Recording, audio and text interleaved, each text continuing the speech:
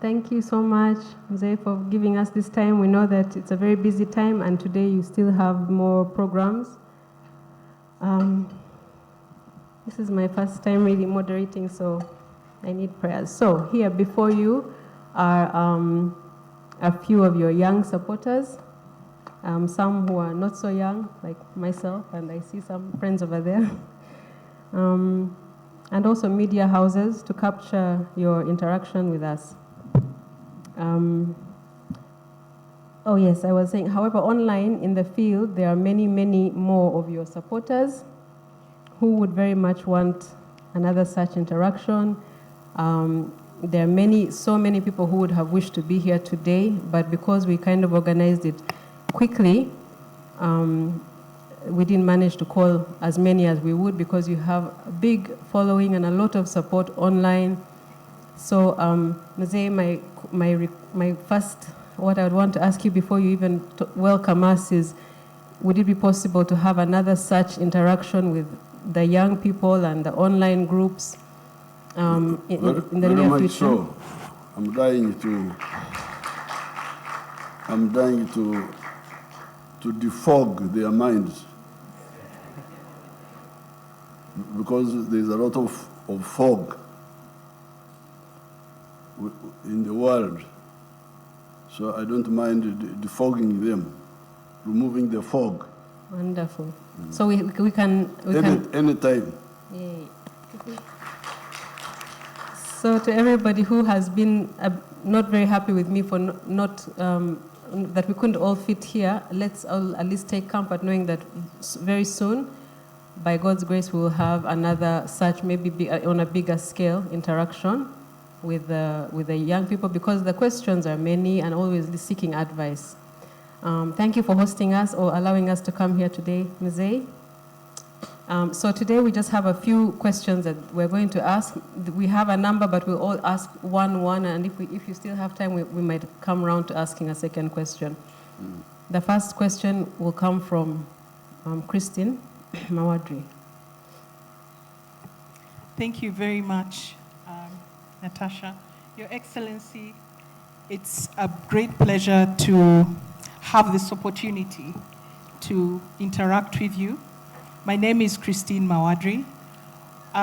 First of all, I must thank you for spearheading the opening up of the FM stations way back in 1994.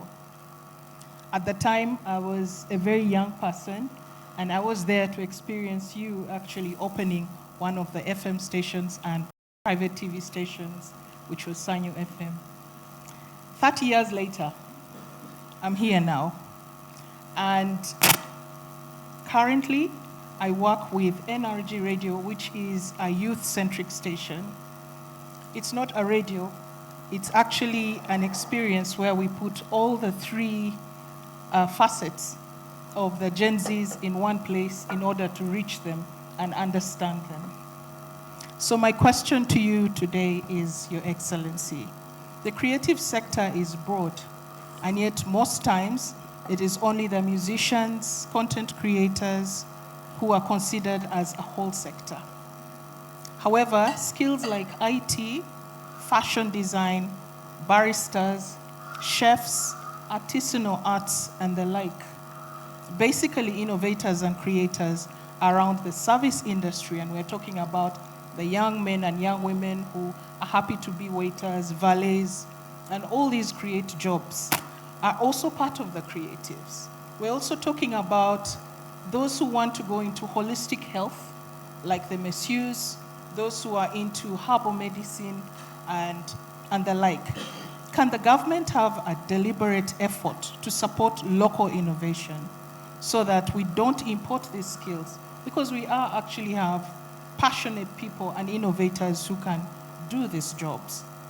Can there be a ministry for just innovation and the creative sector, sir? That's my question. Thank you. You said you must know where you are coming from.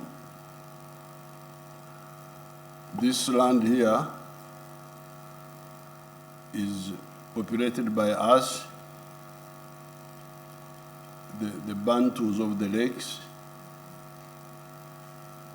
then our Nilotics, and some other groups from, like the Rugbara from Central Africa, then the Karamojong, Ateso. We are people of this area who had a lot of problems in the past with we had a period of peace between 900 and 1400 AD under the Bachwezi. But when the Bachwezi kingdom collapsed, these new smaller kingdoms came up: Bunyoro, Buganda, Ankole, Rwanda, and they were busy causing war among us for almost like 400 years, from 1400 until the British came and captured them like grasshoppers. Then when the British captured our area, although the governance of the kings was poor, but the population was very strong. We belong to very strong populations, mainly around the Myoga. This word which I brought to you, that word which I resurrected for you, means skills. The skills you are talking about. Some of them you are talking about them. Omoga. Omoga is one, Myoga is many. Now, before the Europeans came, everybody had Omoga. You had cattle keepers, you had cultivators, you had Abahesi, blacksmith, you had Abanogozi, the ones who use clay, you had Abawaizi. I'm using the Runyankore, you can put your own local variation. Abawaizi, the woodworkers. You had Abatanaji, the ones who were making bows and arrows. You had even surgeons, Abajenji. That's what they are called in Nyankweri. Surgeons, Abajenji. You had Ababunji, the bone setters. All these were skills in the society. Now, when the Europeans captured our inefficient kings and us, they killed all these skills. And they brought a colonial economy, very narrow money economy. By the end of the colonial period, it was called the small economy of the 3 C's and the 3 T's. The 3 C's being copper, coffee, and cotton. And the 3 T's being tobacco, tea, and tourism. This was accounting for only, I think, 9% of the population. So you had that. In those days, we were calling it enclave economy,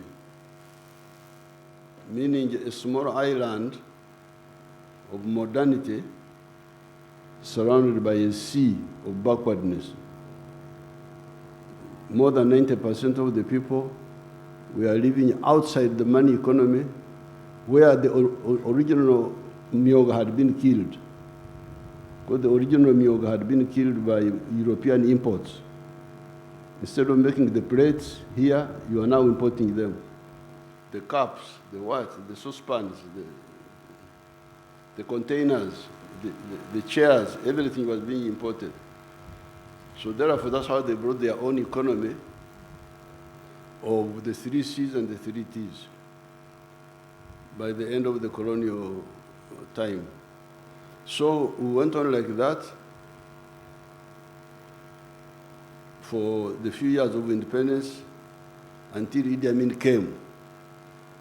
Now, when Idi Amin came, he killed the small colonial economy of the 3 C's. Out of the 3 C's, only coffee kept on. Cotton collapsed, copper collapse. The 3 T's, everything collapsed except tobacco. So, when NRM comes in, this is what we find. So therefore, as I've been telling you, we've been systematic. Our phase 1 was minimum economic recovery. Bring back the small island of the 3 C's and 3 T's, if you can. Bring it back. This is phase 1. Phase 2, expand it. More coffee, more tea, more this and that and that. Number 3, phase 3, diversify. Bring more products into the money economy, which were regarded as, because in the colonial times, they would talk of cash crops and food crops. Bananas were not a cash crop, they were for just eating.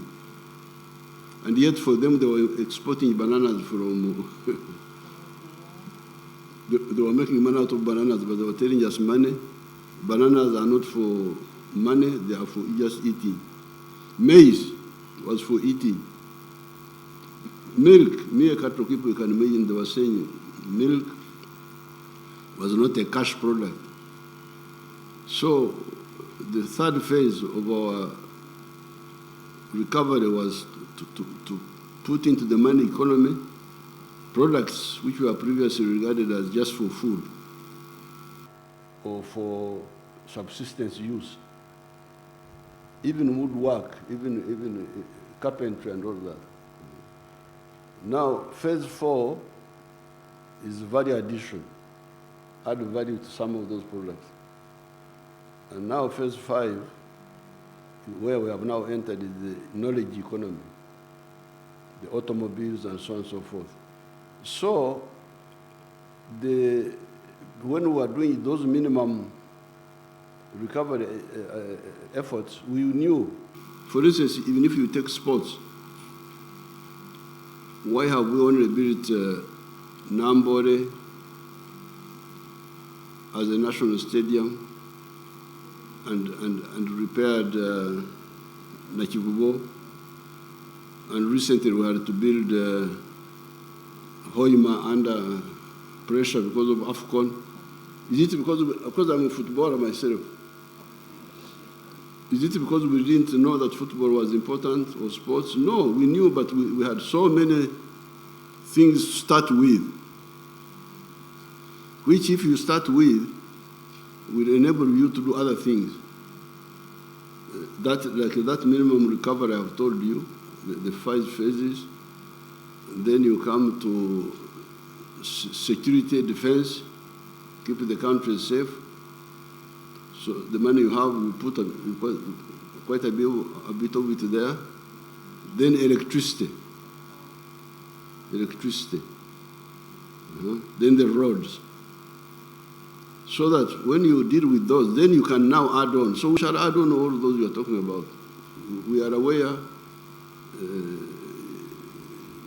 as I have told you, even sports, we are not really concentrated on it. When you see these talents who are coming up, the runners in Kapchorwa, it's mainly because of peace. Peace and this education, UPE. Children come from the villages. They are not so much really supported, but they come up because of the other little progress in peace and education, the school system, they come up. That's how we come to notice them. But we have not really gone out yet fully. The emphasis has been more on agriculture, manufacturing, those basics, so that we have the base, then from the base you can, because all those skills need food. You can't dance and do all those things you are doing, dance pakachini and all this one, when you don't have food. So we had to get you food first, then soap to wash, because there was even no soap. Then the basics. This is what we have been struggling. These are the 5.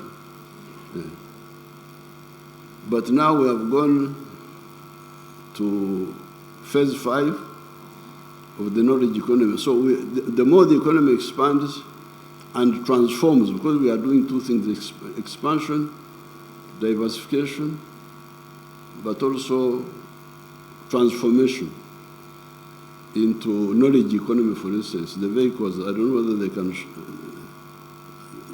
the Kira Motors, all these computers, it will come. The time is coming for you people, the creative people, so that the country pays more attention to you because you have the basics. Uganda is very rich. We are not like other countries. Because if you look at the countries you like so much, like Japan, they are very limited.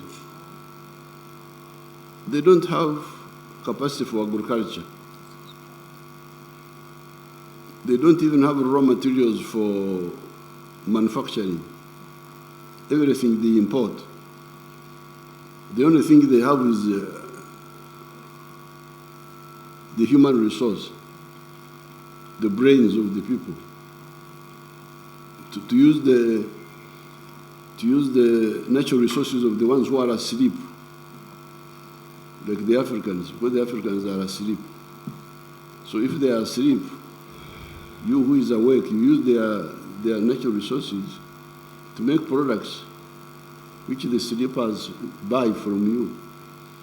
So they're just clever people. Otherwise, you cannot compare Uganda with any of those countries, with Japan or South Korea or any of them. For us, we have got even Germany. The only countries which are like us would be like the United States, India, some few other countries who have everything like us. For us, we have got everything. Agriculture, minerals, forest products, the human resource. The only thing we lack, which you don't talk about, the Mawadris, you're always talking about all irrelevant things, is to understand the importance of the market. The market. When you have products, where do you sell them? It's amazing to find that you, the young people, you don't talk about the East African market and the African market. If you don't have that, how will you grow? How? Where would you sell your product? Talking about nothing, small things here, small. Very dangerous. When I was your age, I was talking about the market. We were talking about the East African Federation. For you are talking about, I don't know what you are talking about. Dancing and football. Yes, those are pleasure, but you must have the basics first. So we have not forgotten it is coming, to answer your question. Thank you. You are the ones who invited me. You are the one who invited me. When you do so at your own risk. Your Excellency, thank you. I can talk for ages once you give me opportunity. Thank you. Thank you so much. Thank you, Mzee. I'm sure Christine had another question, but let's first give others a chance. So the next will be Osman Kawesa, billionaire. These are some of your supporters, one of your big supporters. Thank you, my sister Natasha. Oweekitiibwa President ngenda kwogera mu Luganda kubanga message yange etuuke wansi ddala ku ground ne bavubuka bannange abali wano basobole okukitegeera. President, abavubuka bangi mu Uganda abafuluma ebweru w'eggwanga naddala mu nsi z'Abawarabu. Oweekitiibwa President, osaze magezi ki abaana bo okusigala wano nga ne bw'omugamba ogenda abroad agamba ewaka wendi wammwe. abaana abo tebanawuliriza bulungi okuwabula kwaffe kubanga emirimu gisangibwa mu bubondo obubondo kigambo kya Luganda meaning sector obugaga n'emirimu bisangibwa mu bubondo buna akabondo k'okulima n'okulunda n'okuvuba omu ngeri ekola sente ate n'okozesa ekibalo nabalagako wano omusajja gwe beeta Nyakaana badde mbalaga ku ntimbi zange bwe mba ndi mu nkungaana ez'olujjudde. Nyakaana alina yekazi alina eka emu n'obutundu 3 by'ettaka naye kati alundirawo ente z'omu kiyumba z'amata n'alunda n'enkoko z'amagi ate n'akolerako n'ebintu ebirala. Bw'otwala amagi gokka atunda tray z'amagi 120 buli lunaku. Buli lunaku omumagi gokka n'afiisawo 3,000 bw'ajjako zakozeseza. Kati 3,000 ze $9 million mu mwezi. Amagoba amaze okujjako ensaasaanyi. Kati ezo ze $1,800,000 omwaka magoba. Kati amata atunda wadde akolera awafunda naye ajja mu liters 12 buli lunaku. N'ajjamu amagoba ndowooza 6,000 buli lunaku. Ze $1,800,000 omwezi. Omwaka ze $2,000,000 amagoba. Ate n'ebirala akola ekigimusa n'ebirala byayongerako. Byonna mu wiiki emu n'obutundu 3.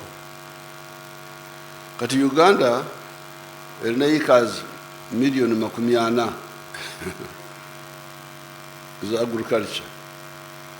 Ebyo byonna temubimanyi kubanga muri Dubai eyo gye mwenjeera eyo. Naye kati Nyakaana akozesa abantu 15. Ebyo byakola bizadde emirimu y'abantu 15 mu wiiki emu bakozesa n'abasasula. Kati nakibalamu nti nebo batutute acres 4,000,000 gonna nebo ofunayo acres 7,000,000 zokka ne bakola nga Nyakaana bwe yakola. You are going to create ogenda kukola emirimu 15 million obukadde. Ekitegeeza nti ogenda kufuna emirimu egisinga n'abantu abali mu Uganda wano. N'abanoonyi b'obubundamu bagenda kufuna emirimu ate ne tusaka abakozi okuva ebweru. Naye kubanga ebiriwo ababikozesa batono, waliwo keesi ya Basangwa mbadde njiraga ku TV wano. Basangwa ali Kamuli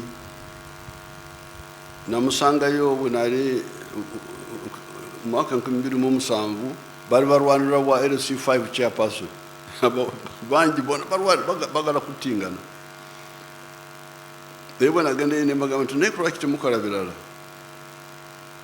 nimbaga bino byembagamba twabagamba mu karuka cyenda mu kaga twababura agurukali cyeyoka ibirala bireke agurukali cyeyoka bobora na ikazenya tekamu ekayimu yemwanyi ekayebara omudo gwente z'amatazo mu kiyumba ibintu biringa ngamusanvu okole ko ebimu oba byonna muyikazenya olesi kati bonasanga bagala kutingana kulwakali mu ka LC5 nemba wabula banange muno na budde mukolebera muve ku bwa chairperson wa LC5 yanajamu okulunente enkoko z'amagi kati bulunaku afurumya twezi z'amagi 25,000 bulunaku ali wali kamuli mugende mulabe bulunaku twezi z'amagi 25,000 buli lunaku ayingiza $2,000,000 ali wali tali Dubai ali wano mwinza kuwaba mugenda America numunonya basangwa kubanga mulidi nta ayingiza sente nyingi naye ali wano kamuli bulunaku ayingiza $2,000,000 ze $1,600,000 omwezi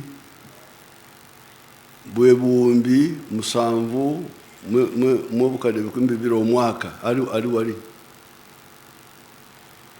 kati eyali anonya kali mu ka LC5 kati akozesa abantu 3,000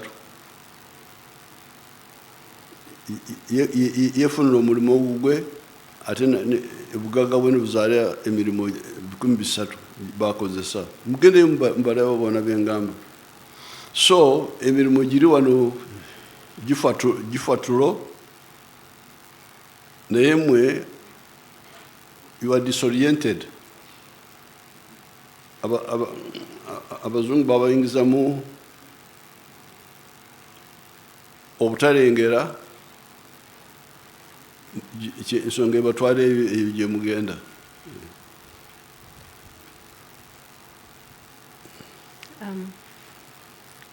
I think what he's... No, so that is now agriculture.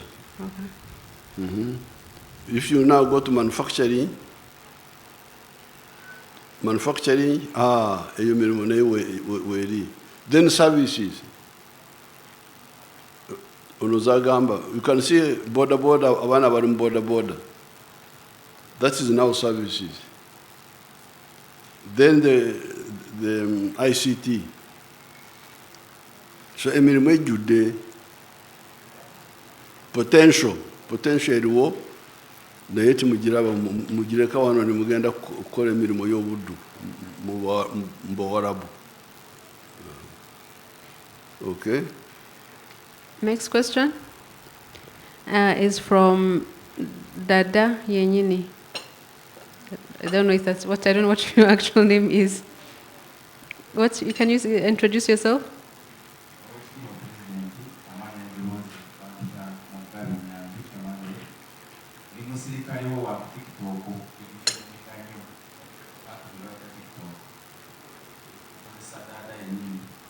President, ekibuzo kyange kibuza mu Uganda olw'ensonga kikwata ku baana ba ghetto.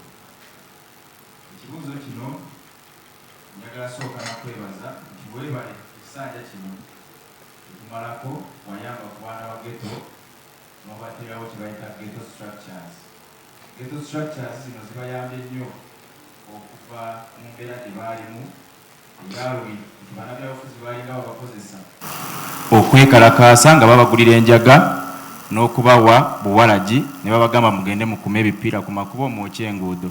Essaawa eno tekikyaliwo era ndowooza olaba emyaka 5 giweddeko teri mwana wa ghetto yeekalakaasa.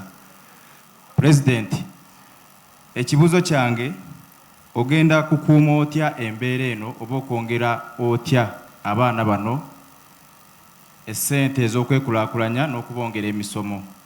Ekirala waliwo ghettos okwetoolola Kampala mu cities endala ezitali Kampala. Zo olina nteekateeka ki egenda ozituukamu neyanziza President? Zonna tugenda kubanga eno PDM gye twatandika emyoga youth fund ensawo ezo zonna zaali za kugeza okulaba ekikola n'ekitakola. PDM egenda kukola bulungi ekyalinamu ebizibu bitonotono naye egenda kukola bulungi kubanga bananyini kintu bebagirimu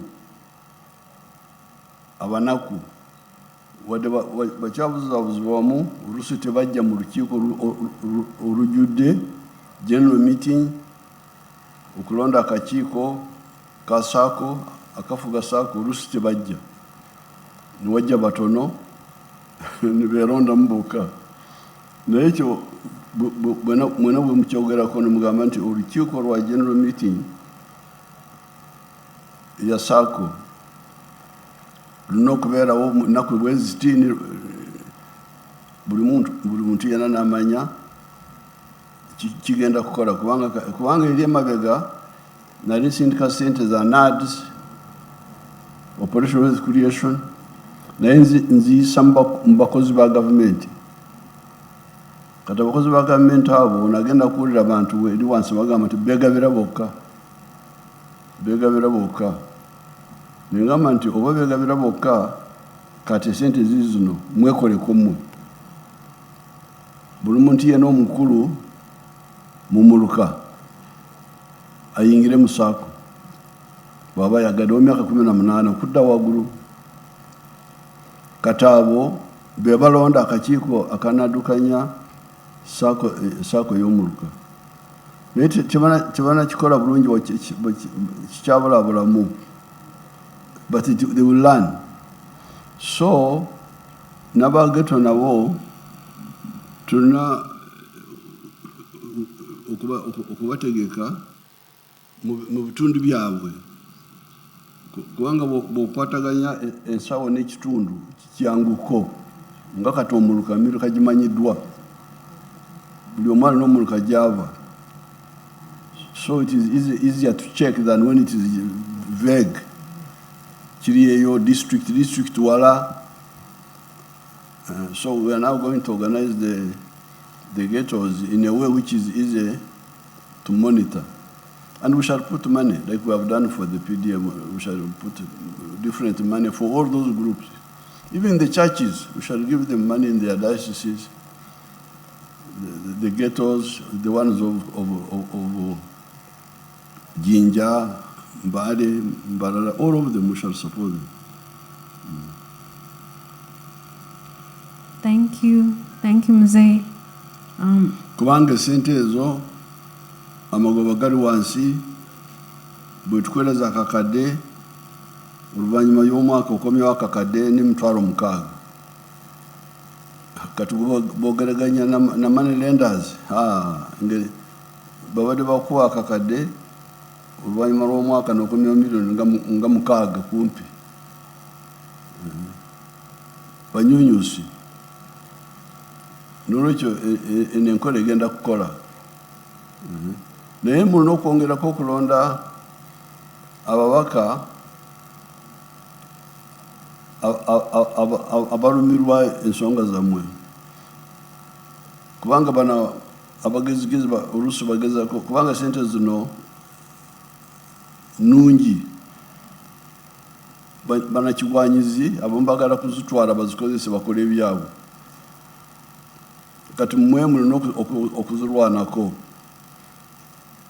ate nemukolagana n'abakulembeze abalumirwa ebyammwe bemuba mulonda si bano abagenda kukola ebyabwe.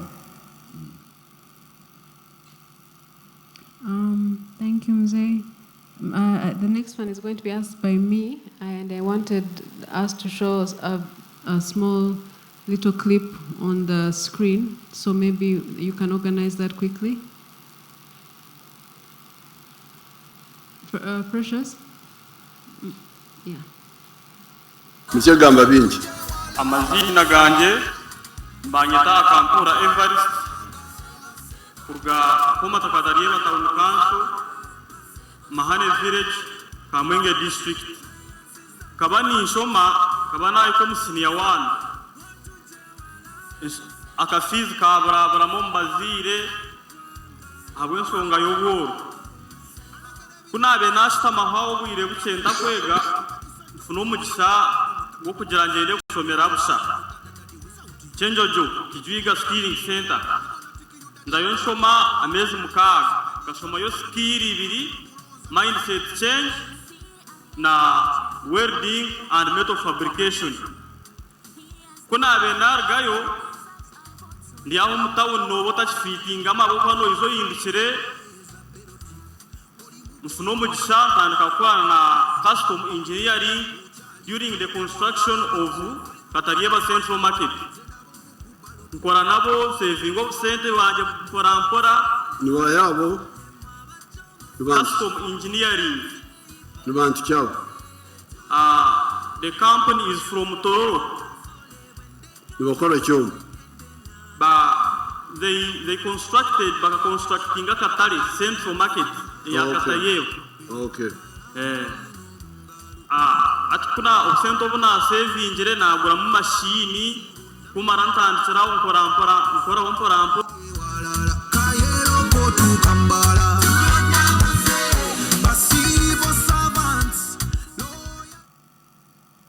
They wanted to switch to, can we do it quickly? Is it possible?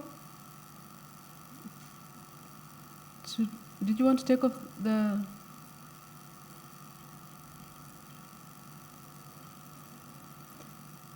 Then my question is, I was showing you that skilling clip to say that for me, while I was with you on the trail, I noticed that many of the young people kept saying that one of the things that they really picked up from the 6 months they went to the skilling hub, those regional skilling hubs, they would get a skill like, say, welding, like that boy, and then they talk about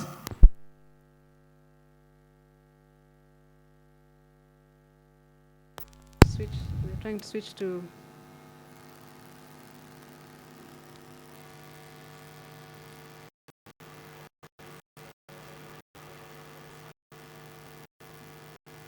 I can keep going? So then, hello? Then my question is that it seems that the mindset class is very transformative in the lives of those young people. And I wanted to ask that our mindset as Africans, is it a hindrance to us as Ugandans and as Africans? And what can we do about it? Of course, that's what I was telling you. Those children in their local language say, mindset.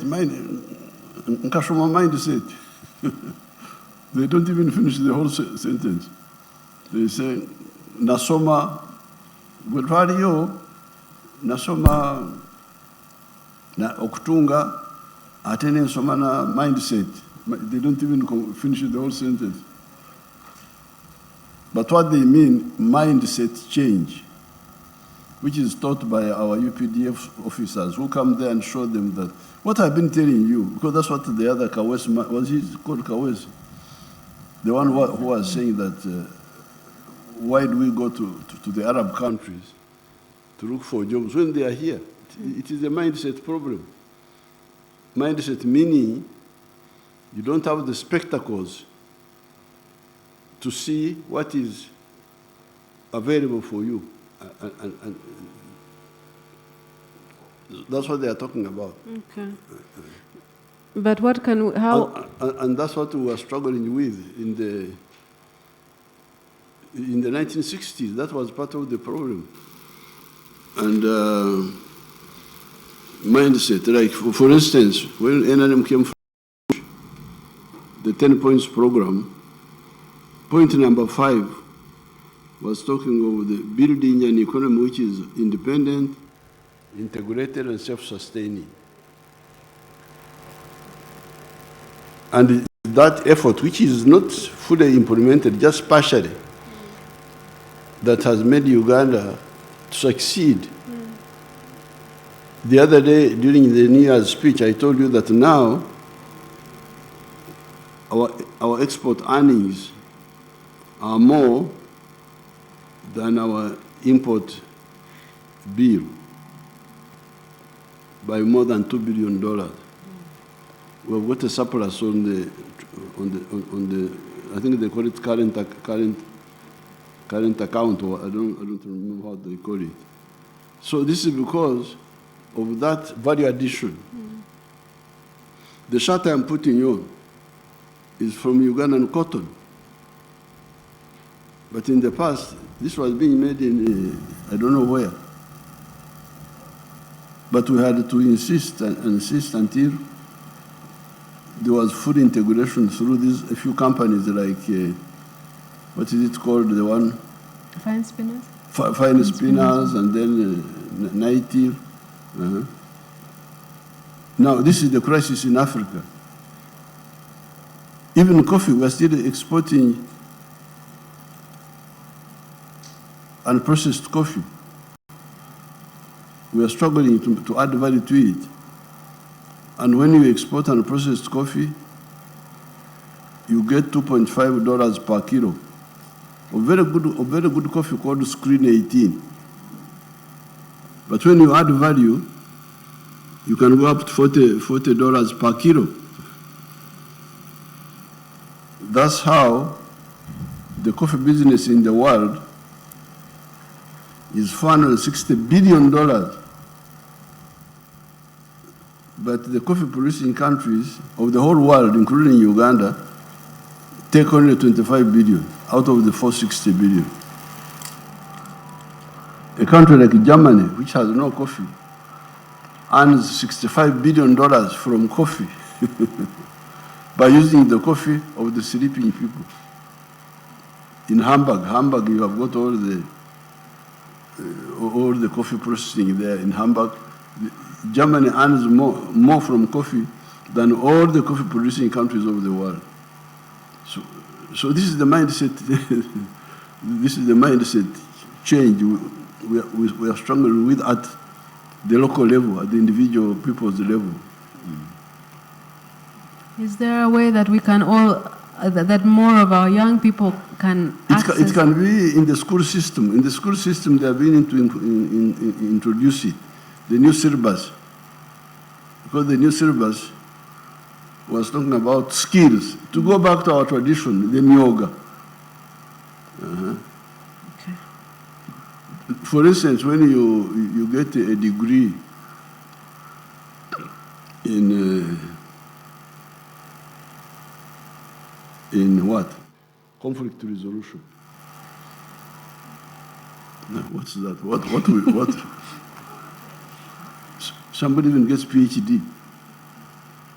But what will you do? What if the conflicts are not there? What will you do?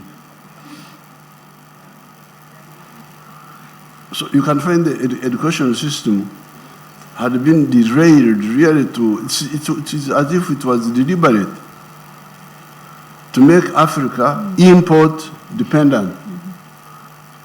Import everything, even food. So the syllabus, the new syllabus, the new curriculum, which we worked out, is attempting to send back people to skills. Yes, me, I'm a man of literature. I can quote for you Shakespeare, what Shakespeare said, how he was standing. He was looking this way, and he said this. Okay, thank you very much, Mr. Museveni. It shows that you can remember things. But what are you going to eat? But I have my mwoga. I am a cattle keeper. Literature is just for interest.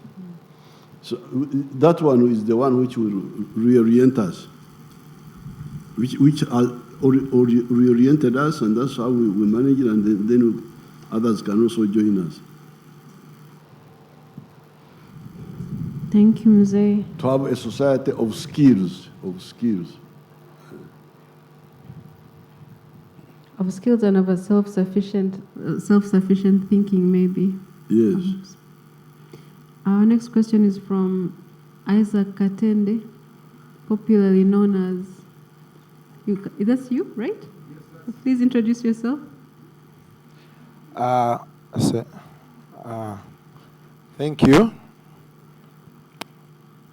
Hello? Yes. Thank you, Natasha. How are you doing? I hope you're doing well. Good morning, His Excellency. Morning, Katende. How are you doing, sir? Very well. I can see. Things seem to be going well for you. Now, just a minute, Madam Natasha, I just want to borrow just 2 minutes before I ask my question. I hope the camera is getting me well. Okay, so we are live on Kasuku Live, and I want to tell all my followers out there that welcome to the presidential edition of Kasuku Live.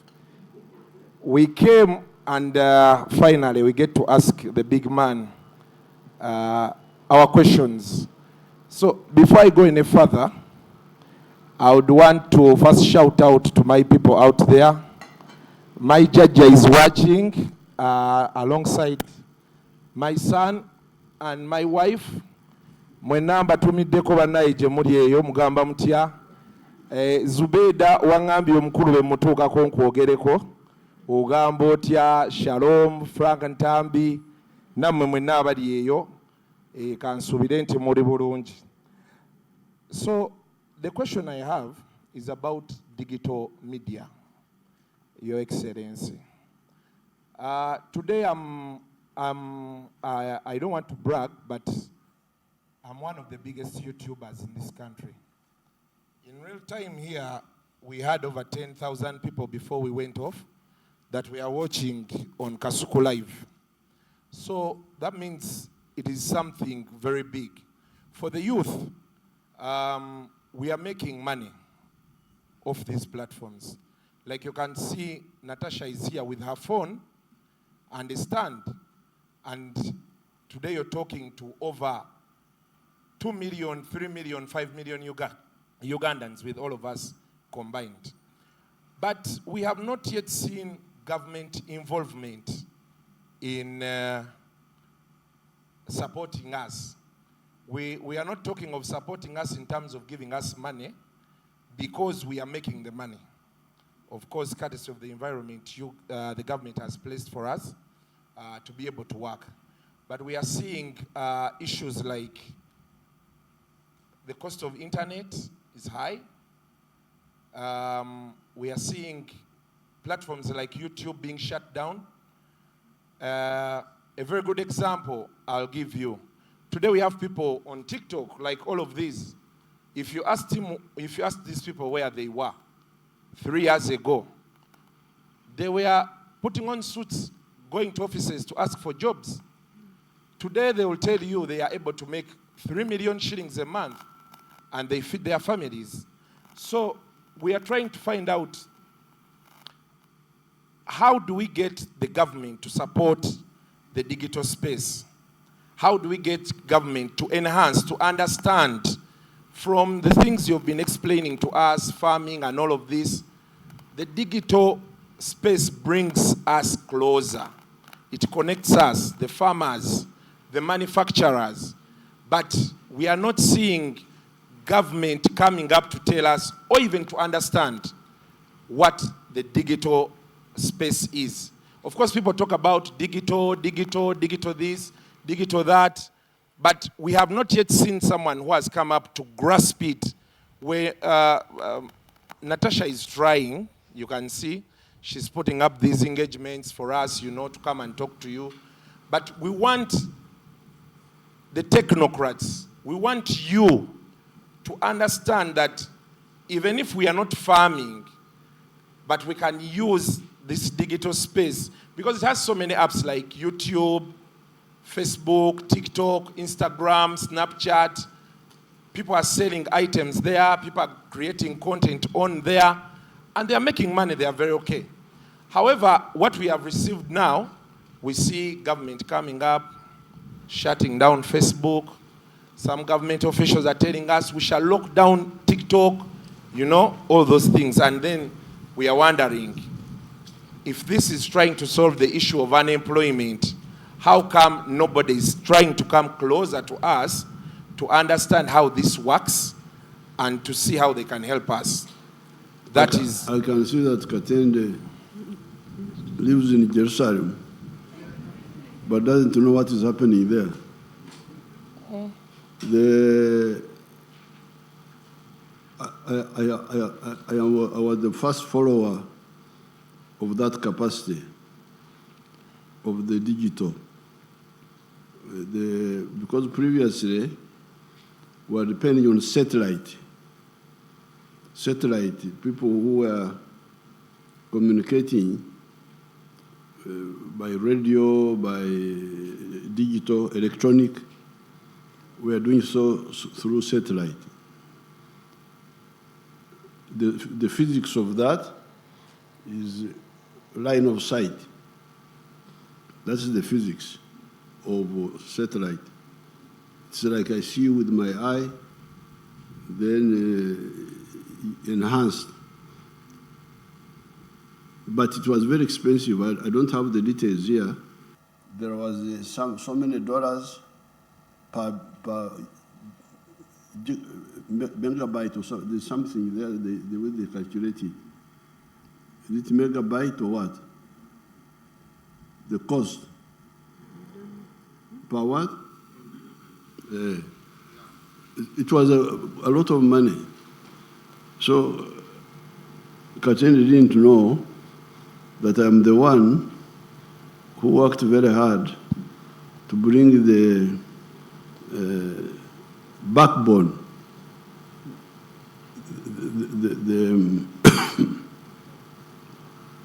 the underground network. What do you call it? Huh? Fiber. The internet. Yes, I am the one. I'm here. There was a problem which I was following very closely. Of course, Katene didn't know because he was comfortable in his house. But me, I was not sleeping because the undersea cable from Asia was passing through the port near, through Eden. It was passing through Eden to the Red Sea and going to Europe. And then another undersea cable was passing from Cape Town, Atlantic. So there was a gap between Eden and South Africa, which we worked with so many people. There's now undersea cable to Mombasa, to Dar es Salaam, and then underground cable from there to here now, from Mombasa and from Dar es Salaam.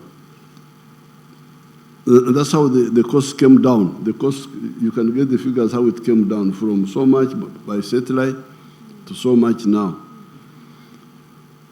It is much now. There was a tax there. We had put a tax. I don't remember. I think that's what you should discuss. If the technology now is there because the underground cable is there, and it is being sent to all parts of the country. You can check. I think even Arua now may already be having the underground cable. That's the infrastructure which is crucial.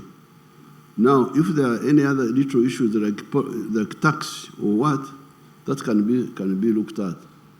But the infrastructure, we foresaw that and we put it there. Now, there were attempts by the telephone companies to monopolize, but we said no. Electricity, the railway, and the internet backbone, they call it internet backbone, must be owned by the government so that we are not there to make profit. We are there to facilitate business, as we are saying. Now, closing Facebook, yes, we closed it. I closed it, Facebook. Nilifunga. Because they were idiots. They thought they could insult us, play around with us, and we would not close them. We closed them. And I waited for the cows not to go to graze. The cows are going to graze. Fishermen are fishing. Uganda is continuing. We closed it like 5 years ago. Forgot about it. So we want to put discipline among them. There's no other issue. Otherwise, if they behave well, fairly, we shall open them up. We have no problem.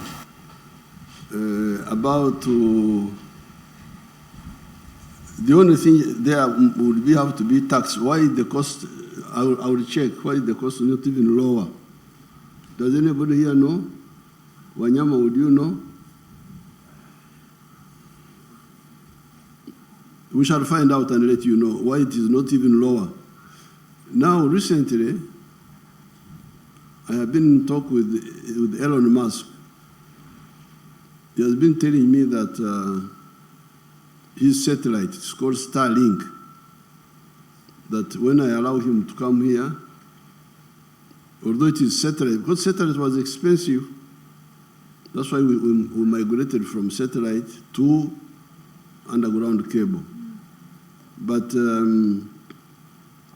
Elon Musk has been telling me that no, satellite is now cheaper. They call it last what? When they got the last person. Last mile. Huh? Last mile. Last mile. There's also something about, they say there about the person, the customer. Direct to the customer. So we are studying that. We shall, if it is true, we shall allow Elon Musk to bring his satellites here. If they can make that digital connection cheaper than the underground, then we shall. I became aware of this long before Katende was born. When were you born? When were you born? I was born 6 years after you came. That time, No, 4 years. 4 years? Yes. 1990? Yes. Yeah, because when I visited China, 89, that's when I negotiated with what was the company? The one which did the internet? Huawei. That's when I negotiated with Huawei. So we are aware of all of that.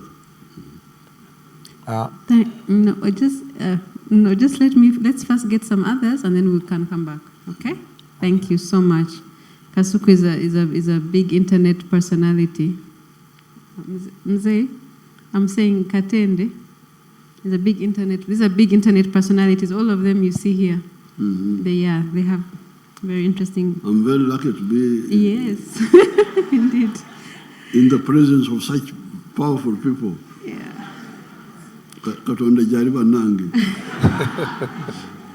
Our next question will be from Mr. Simon Kaheru. Thank you, Natasha. Your Excellency, first of all, thank you for having us and giving us all this time. My question is pretty simple, and you've already started touching on it. I'm here on behalf of the East African Business Council, so my focus is private sector and regional. And I'm interested in you giving the young people a message around the NRM ideology being built on Pan-Africanism and your consistent championing of regional integration for economic reasons. Even today, you have spoken about it. But many of these young people, not only the ones in the room, but even the ones out there, do not make the link between regional integration, the production that has increased with Ugandans coming into the money economy, and the opportunities, direct and indirect, that they can receive. So we'd be happy for you to give them a detailed message around those opportunities. Thank you, Excellency. This is where the Africans are in big danger. if you don't wake up, your generation. Because there are two issues. Prosperity. Where does prosperity come from? Prosperity comes from a wealth creator like myself. Me, I'm a wealth creator. I'm not a parasite. I'm a cattle keeper. And I'm a grower of bananas. But when I grow bananas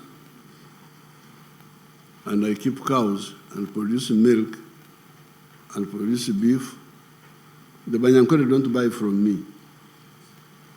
Why? Because the Banyankore also have their own milk, their own beef. They don't buy from me. The ones who buy from me are the people of Kampala. So that's why me, I am a lover of Uganda. Because Uganda is the one which is crucial for my prosperity. You can see my cows there. In Jajja, but Stadio. Now, they are the ones who buy my milk, who buy Uganda, Kampala, are the ones who buy my beef, who buy my milk, who buy my bananas. And that's why I say patriotism, love Uganda. Other people say love Ankole, love Buganda. I say, yes, I love those, but Uganda I need it more than any of those. Because it's the one which will support my prosperity more. But then, because I'm a big producer, and other people who are producing a lot, we have now discovered that Uganda is not enough to absorb our products. We need East Africa. We need Africa. So that's why we say patriotism, add on Pan-Africanism. You must love Africa for your own good. You must love Uganda for your own good. So when I see people talking about all sorts of things, but we're not talking about that, I feel sorry, very sorry, and very concerned about you people. By that time, I will be in heaven with Ibrahim. We shall be sitting in heaven there. And we will be suffering here. Like Latin America, you can see Latin America the way it is happening. Why is Latin America miserable? And yet in terms of natural resources, it's actually much richer than the United States. If you look at the water, you look at the minerals, you look at the forests, Latin America is richer than the United States. Why should the United States be more prosperous than the Latin America? Because of that difference of integration. When the American colonists separated from England, they formed the nucleus of the United States. The 13 colonies, they formed the nucleus, then they have been adding on. That's why in America you can easily succeed if you are a businessman. Because if you are in New York, you produce a product, you can sell it all the way up to California. 300 million people. Now in Latin America, you are in Nicaragua, Honduras, El Salvador, you are here. If you produce a product, you can't. How would you succeed? Here in Africa, if I produce a product to go to here, I must negotiate. To go there, I must negotiate. That's why we had to try and revive this African community. Now, but there's also the issue of strategic security. That's why for us we support the Federation of East Africa. Because as we speak today, the Americans are on the moon. The Chinese are on the moon. The Russians are on the moon. The Indians have gone to the moon. You fellows, you are here. We are here on Earth, here. The Europeans are looking at us from space like here. They are seeing us, we don't see them. This is very dangerous. And you have all these Katendes, all these fellows, influencers. What are you influencing?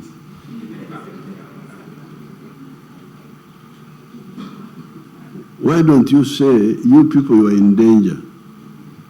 People are on the moon, we are here. They are seeing us, we don't see them.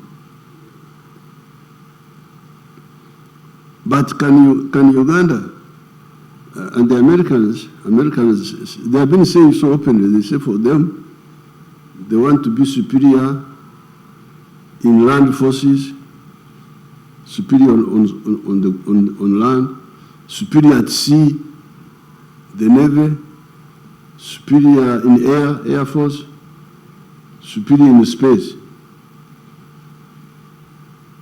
Where does that leave Africa? Africans are here, dance mpaka chini, dance mpaka chini. Yes, you dance if you want, but please, look at your future. Where is your future? How will you be safe? How will you be safe in the world? Huh? So that's why you can bring my tablet. Can you bring my picture? Nikuli. I'm lucky to see this Gen Z Wanange. Let me see me Wanange. Let me find bring my picture. Wanange Katonda Jari. Abakuru bano bona bali wano ngenda kufuna mukisambalage tetubaddeko. So that's why we was talking of the East African. For economic prosperity, it must be economic integration in East Africa and the whole of Africa, a common market of Africa. We need a common market of Africa. We have started, and we have got what we call CFTA, the Continental Free Trade Area, so that we can trade. The market is there. Ate wewe Africa wano n'abantu abalala obewunya. The Chinese are 1.5 billion inside China. But you find the Chinese dying for more markets. Banama akawumbuka mu China. Nate balwanira nakatala kafe akaba antu million atano. Somebody with 1.4 billion people is still hungry for more market. You, of a small number, you are not even bothered. Dance back at dance back at. Are you not an endangered species? Why don't you see that? Why would the China get worried?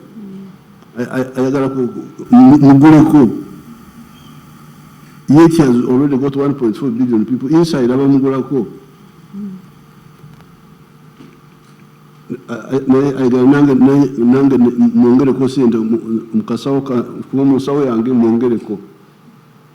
You are not bothered, you are just here. So that is for economic prosperity, but there is a strategic security. Because with the economic integration of East Africa, of the common market of Africa, we shall deal with the economy. Businessmen will have a market where to sell, and they will invest more. And if they invest more, they will create jobs, the jobs we are talking about. Because if I'm a businessman, I sell more, I expand, I create more jobs. But that one does not address the issue of army, because the common market doesn't involve army. Defense. We need an African political unit that can guarantee the defense of the black race. That's why we have been talking for the last 60 years of the East African Federation. East Africa would have the capacity to go to the moon and check on what those fellows are doing there. The moon is a common property. Mukora chiwano kumwezi. Na Afrika tuli wano tuli dance mpaka chini. people on the moon, they're looking at us like, babete ebinyomo, these insects which eat sugar. The insects, emunyo babete chomurugana. Warwe biuka ebiria sukari. Ebinyomo. Turi wanunge ebinyomo, batulengara bulengezi. Wenza kuleta dunu nofuira rufu. Nebifa byonna n'okutegeera kibitegedde ani abisi. So this is very dangerous. Naye kambaleetere ekifaananyi kyange. You can continue, Natasha. They bring my. Okay. Our next question will be, thank you for your responses, Mzee, always very enlightening, always. I pray that they stick with us. The next question is from Hassan Chikomeko.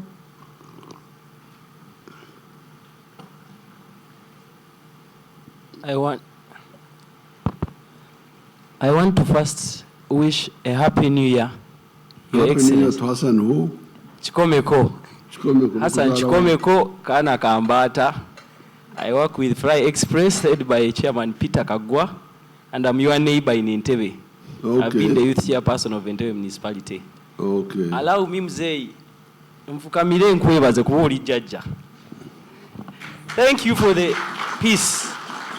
I'm one of the youth who appreciate what we have in Uganda.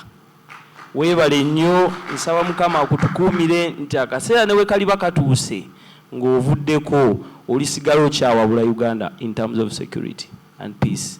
Tulya, tunywa, tutambula, byonna tubikola. Thank you very much. I want also to thank Madam Masera. If it wasn't her, I wouldn't have been here, for recognizing me.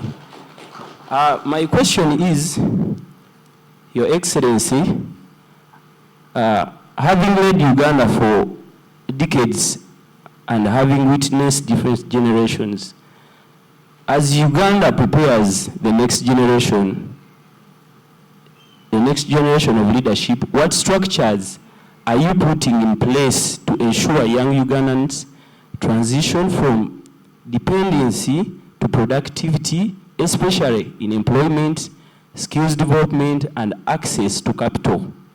Thank you, Your Excellency. No, it is what we have already talked about. For the capital, we have all these funds which we started, PDM, all those funds, they are there. For the beginners, for the richer ones, there is UDB. We have put quite a lot of money in UDB. And we're going to keep adding on.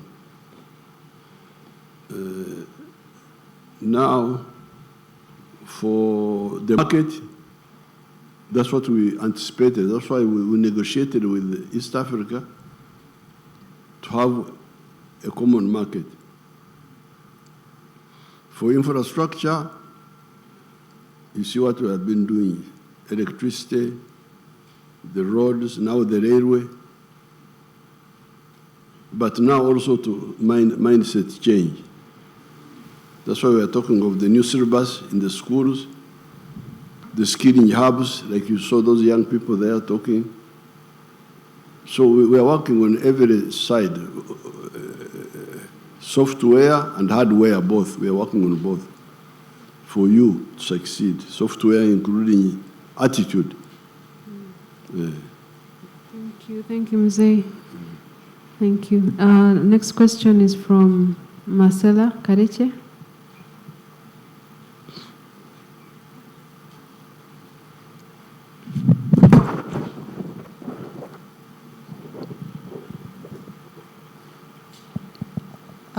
Mzee, you've already touched on Pan-Africanism, citing strategic security as a major reason. And you kind of preempted this question, but please repeat your wisdom. What lessons can we learn from America's actions in Venezuela, for example, recently? Well, the one thing you can learn is that Venezuela, I don't know what they are fighting for. I'm still watching, studying it, because the Americans are saying that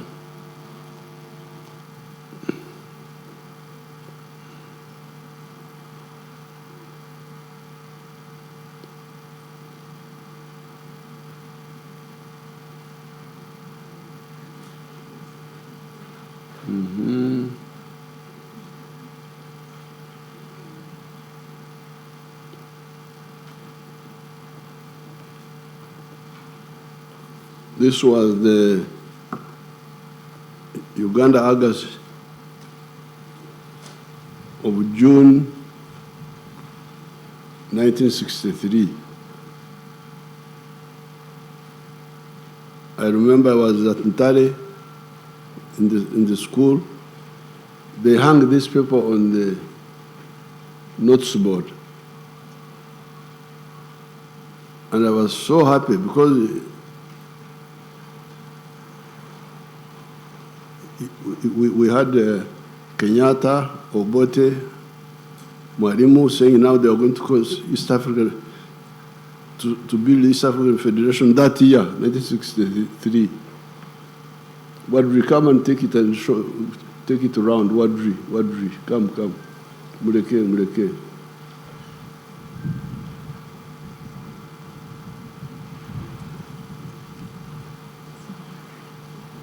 Mawadri. Okay, now you take it around. Go from here, this side.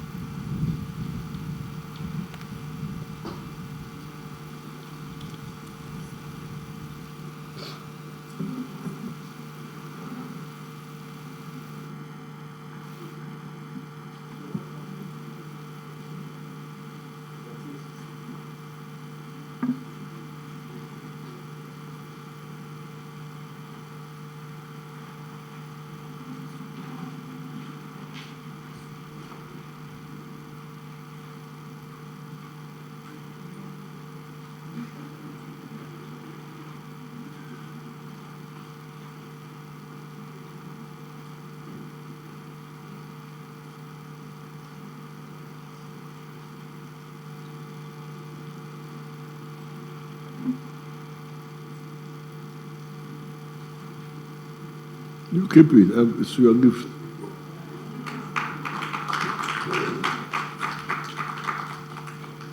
So, I don't know what they are quarreling about. The Americans are saying that some of the Latin Americans are sending drugs to the US. But whatever the case, we shall find out, we shall learn more. But whatever the case is, you can see the gaps, which I'm telling you about. Because the Americans are operating from 4 dimensions. They're operating from sea, they're in the sea. The Latin Americans are not there. They don't have a navy. Then they can come with air force, and then space. They're in space. Now they are trying to come on land, which of course is very risky also for the Americans. There you come near, because even me, who has got a short range, I can harm you. But there you are at an advantage. You are seeing me in space. I'm not seeing you. You're in the ocean, I'm not there, I'm here. So this is what we are talking about, that the Africans, because of that was our target in 1963. And Mwalimu was going to move, but Kenyatta and Obote decided to remain big fishes in smaller ponds. Some people like that. When you're a big fish in a smaller pond, you feel very, very big. But when trouble comes, you may not survive. So, the issue of the strategic security of Africa is very crucial. East African Federation, I'm glad the East African leaders have never given up. Even when we were last in Arusha, they appointed me as an advocate for the Federation, so that we are able to unite our land space,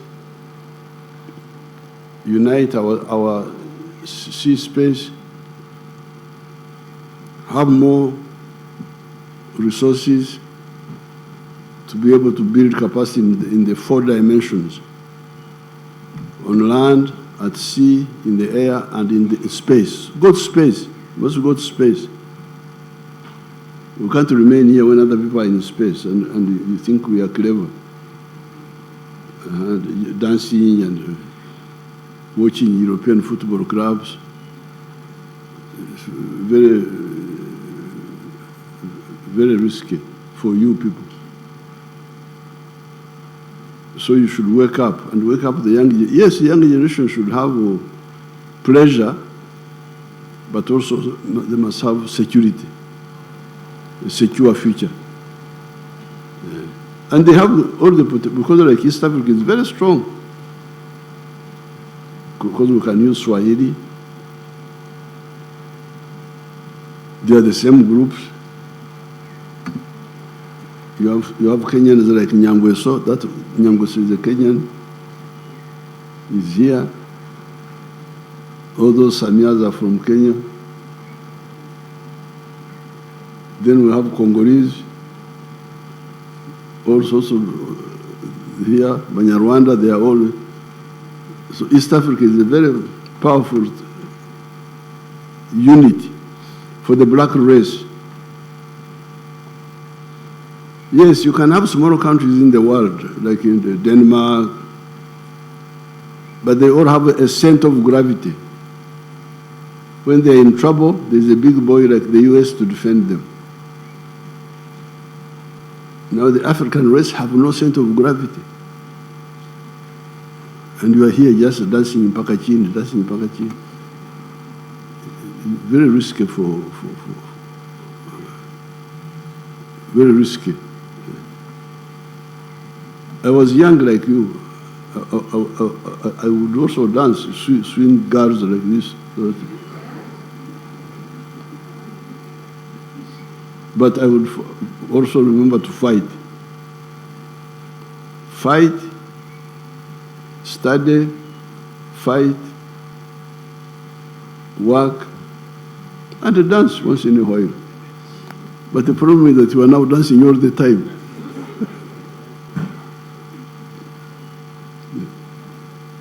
Thank you very much. Our next question is from Sean Ibrahim.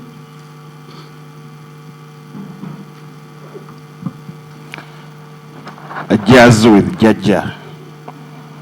Thank you, Mr. President, for the peace. I want to thank you in 2 dimensions. Being a very good peacemaker, you've made Uganda ekifo buli omu kyasobola okuba nga yeeyagaliramu ng'akola emirimu. Nange nasobola ofuna omwoga ogwa TikTok kwenkolera emirimu nga promoting Uganda positively. And another thing, I want to thank you for being a good father. Look at Natasha, Precious Kamwine, my cousin.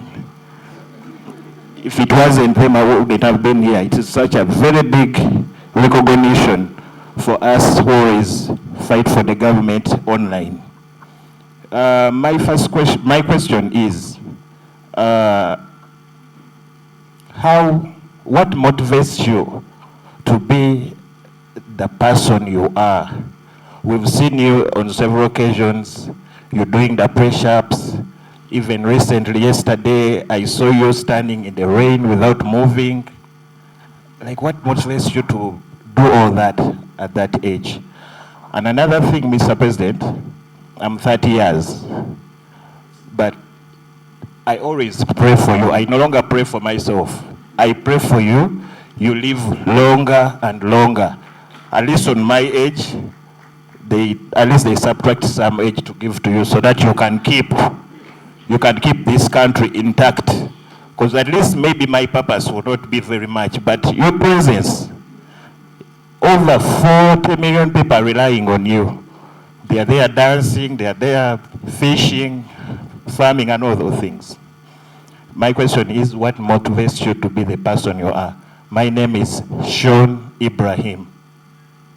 Now, what motivates me is because I love myself.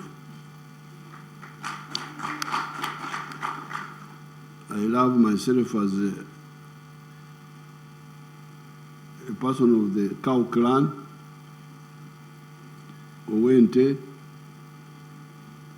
as a Munyankore Mhororo, as a Ugandan, as an African.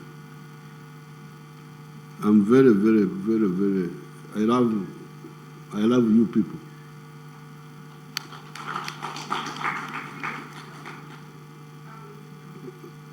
Now I have children. All of you are my children and grandchildren.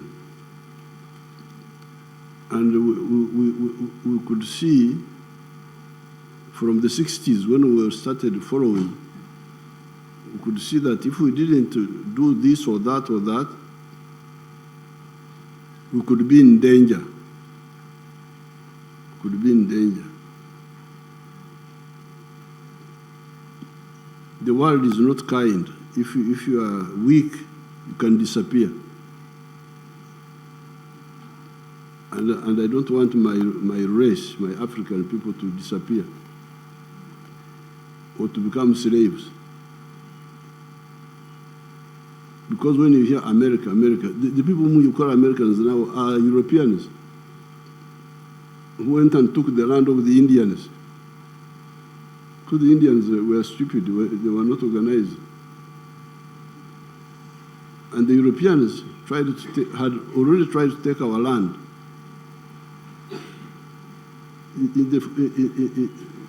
Those who came to South Africa, they are taking the land. In South Africa, in Zimbabwe, even here in Kenya, in the 1950s, we were learning of something they were calling the White Highlands. Part of Kenya was regarded as White Highlands. That's what they were teaching us. But what happened at that time, there were changes in the world which favored us. By 1900, the whole of Africa had been colonized. Our stupid chiefs had failed to defend us because they were fighting among themselves. So the whole of Africa had been colonized. But what happened was that in 1912, the Africans in South Africa formed the first resistance movement, the ANC. They formed modern people now. Actually, it started in the US, the black people there. Some of them started Pan-Africanism. There was a man called Marcus Garvey, another one called something else, I've forgotten their name, W.B. Du Bois. They started talking about African freedom, African freedom, when the whole of Africa had been colonized, except for Ethiopia. So in 1912, the Africans formed the ANC to resist Then in 1917, we had good luck. Russia was taken over by communists. These are where people who had a different idea. They didn't agree with imperialism. The communists, they took over Russia. So they started working with our anti-colonial fighters.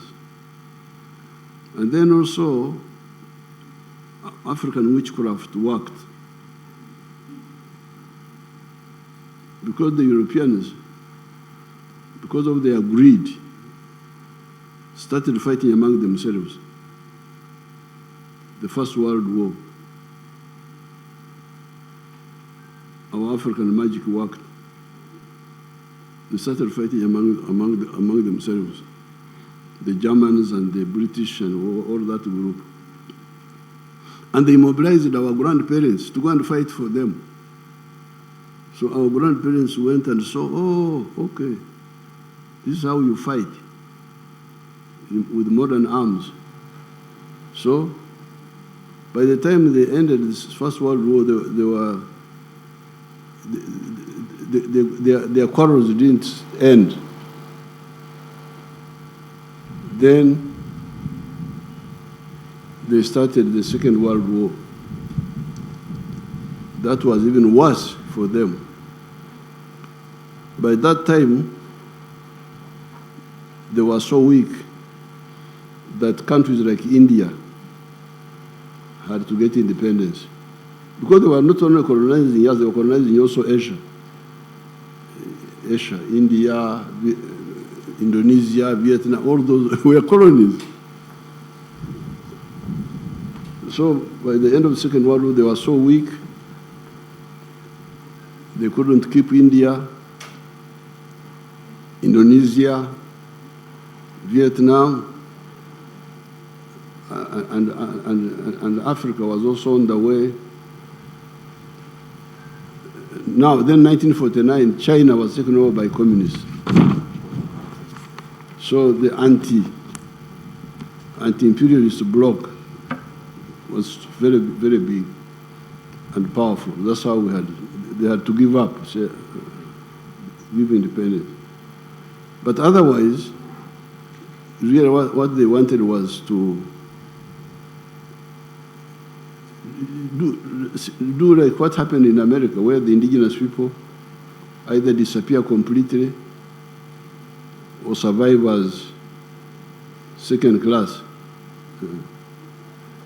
So that's why this is what I cannot accept. You can see these wonderful people, my children, my grandchildren, you people. I want you to be free people. So I can't compromise on that. And because of that, we started fighting with our own fools here, who are wasting our time. I mean, what? Toka. You don't know what you are doing, and that he wants to be our president, Idi Amin. But you don't know what you are doing. And we are in war. We are in a war with serious people. Then you come here as a joker to waste our time.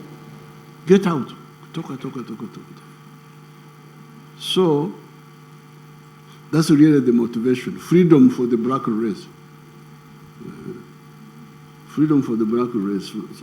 Insurance. Freedom and insurance of freedom for the black race. Now, about stamina and so on, this is partly also because of, I think I was lucky because my family, because the African people are very strong. The problem are the kings, the ones who are really wasting our time. The rulers are the ones who waste our time. But otherwise, Africans are very strong, especially in this area here. You can read what Stanley wrote. Those are explorers who came here, Huntington Speke, Stanley, they wrote, said, these Africans, these fellows are advanced. Who are advanced? Agriculture, bananas, cows. The problem were just our rulers who were always fighting one another, full of themselves, king, what. then they divide us. But otherwise, the communities are very strong. Now, the luck I had was that my family never got involved so much in the colonial system, was never involved in the colonial system. My great-grandfather was alive when the Europeans came. He died, I think, around 1915. He never joined the church. He kept with his cows. He didn't join the colonial system. He didn't join the church. He died in 1915. Then my grandfathers were there. They were rich traditional people. They never went into the churches. They never joined the colonial system. They remained with the cows. They died, I think the last died around 1943 there.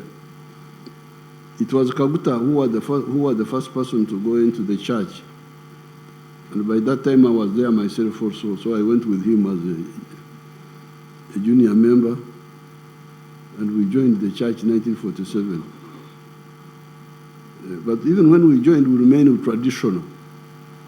See, traditional people are very strong. They are not very strong.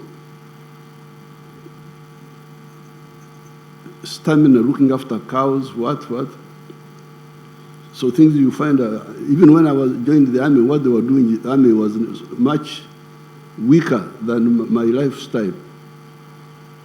As cattle keeper, you are very, very tough. So it's just luck, because I think if I had joined the chapati eating and all that, it may have been different. But I'm an original Munyankore who knows English and has studied the world. This is the advantage really about the stamina. My uncles have just died. They were one of them died at 104 years. Another, Kaguta died when he was 97. But for most of the time he was looking after the cows. Even in the 90s, he would go and these children were seeing him. He was looking after the cows. So it is that tradition. If you can imagine the Karamojong, if he doesn't become disoriented, he is a very strong person. That lifestyle there is gives you stamina.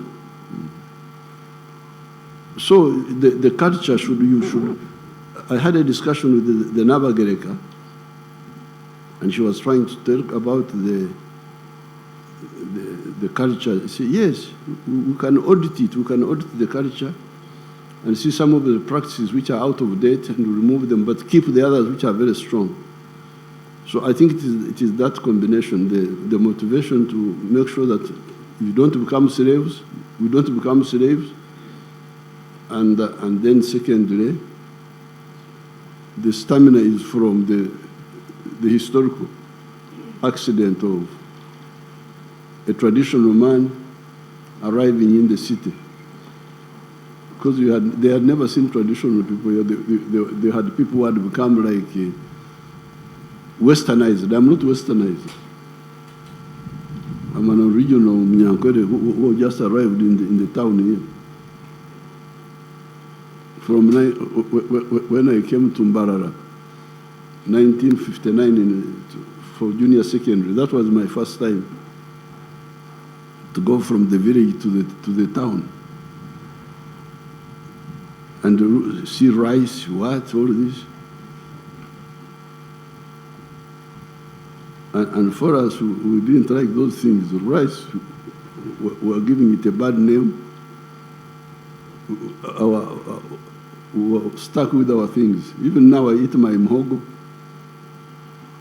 I don't eat rice. So that is the...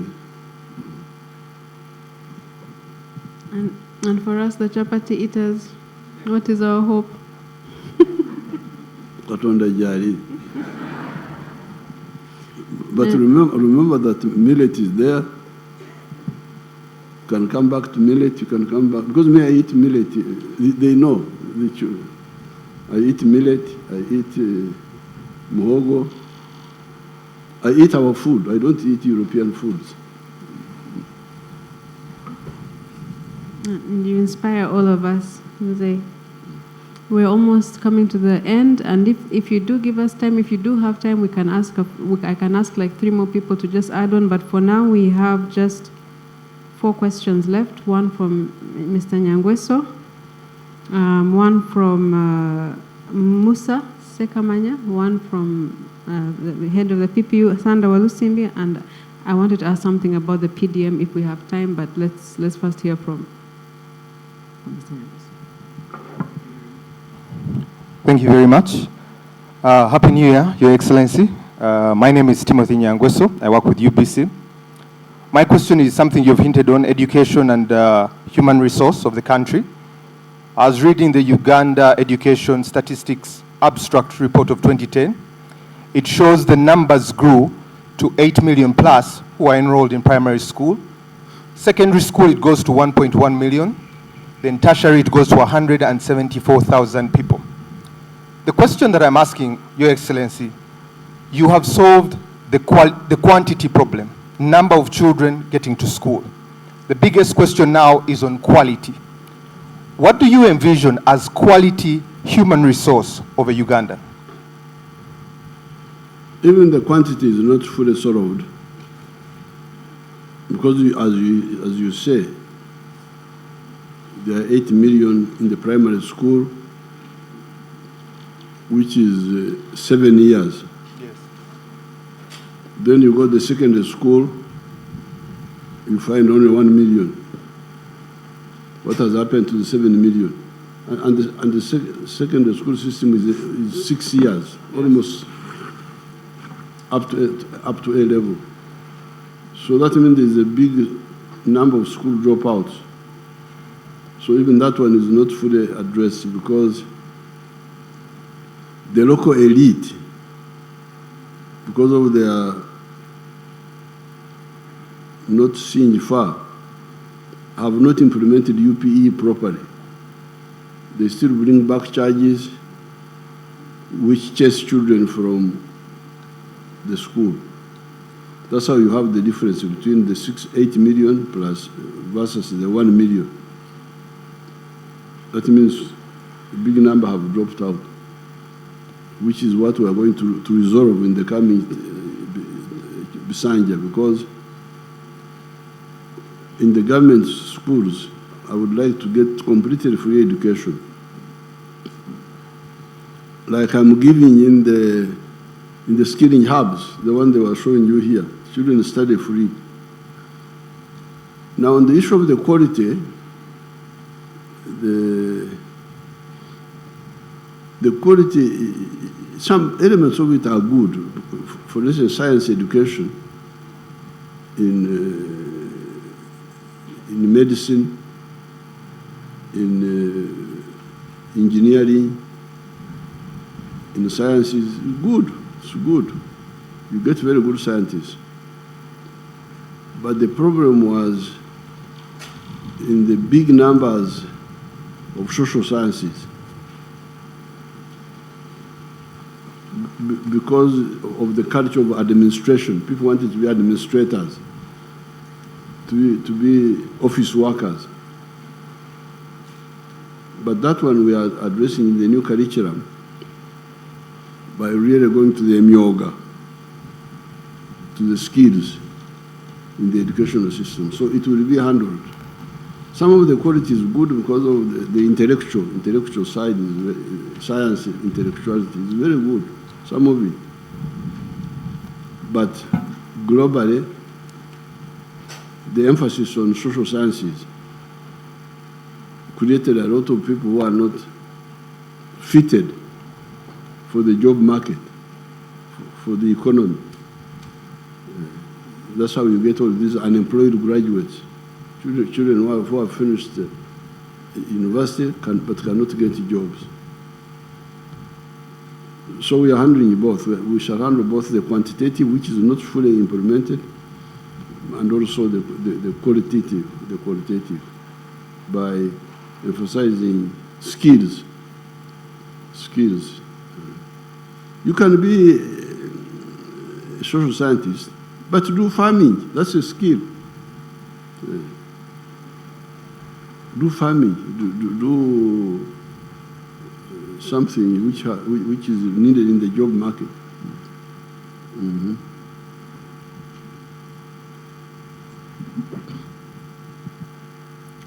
It was Mr. Nyangweso, and then I think I have Musa. Webale nnyo Natasha. Mzee bampita Shafik Mukulu, Chairman Ghetto is Yellow.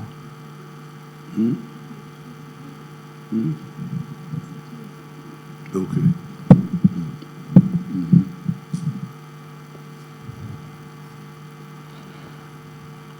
Bampita Shafik Mukulu, Chairman Ghetto is Yellow.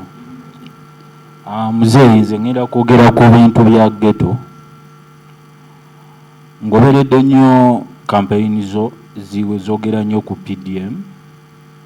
Naye ku PDM wetuba twogetu oli mu kujja Kampala mu campaign. Kampala ejjudde abapangisa. Tuli bapangisa waliwo abaana bakulidde ku street. PDM eri all about agriculture. Agriculture eyetaaga ettaka, eyetaaga space. Otegekedde ki abaana b'e Kampala nga ffe abaghetto? Ab'e Kampala nabategekera dda. Bw'ogenda waliwo eri munda oyise Kasangati, waliwo abantu ba workshops benatandika nabo. What do they call those villages beyond, after Kasangati? Gayaza. Migera. Ni what?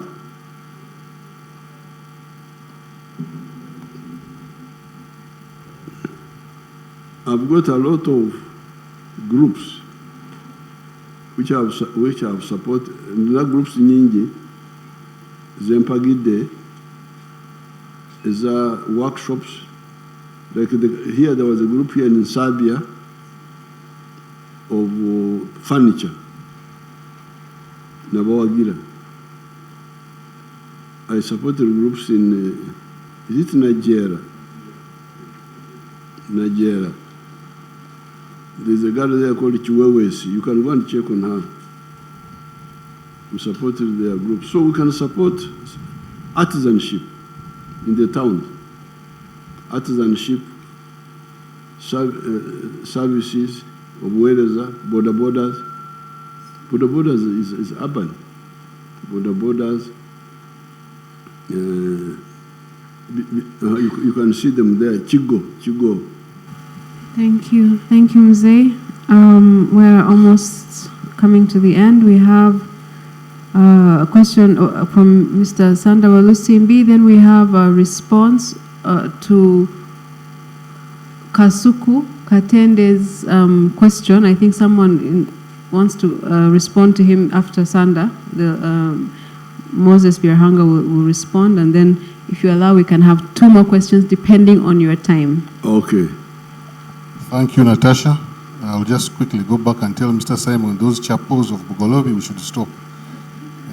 Now, Your Excellency, as the world shifts towards multipolar power centers and rapid technological change, like AI comes to mind, digital trade automation, cryptocurrency, etc.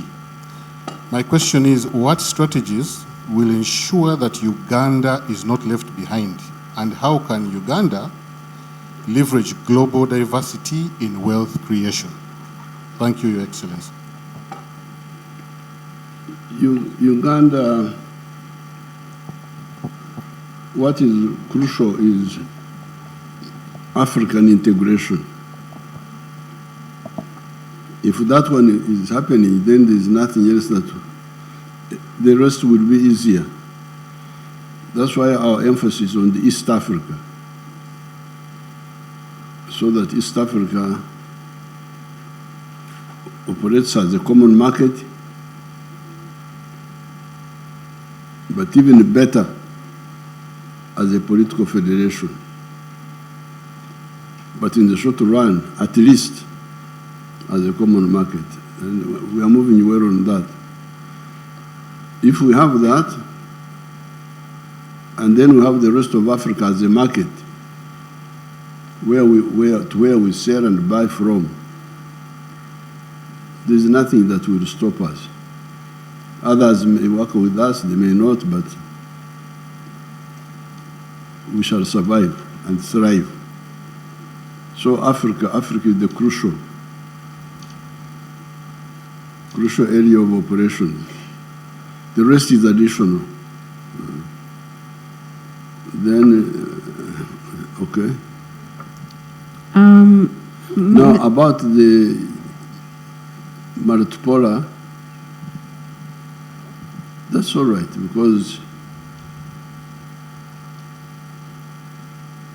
hegemony doesn't work.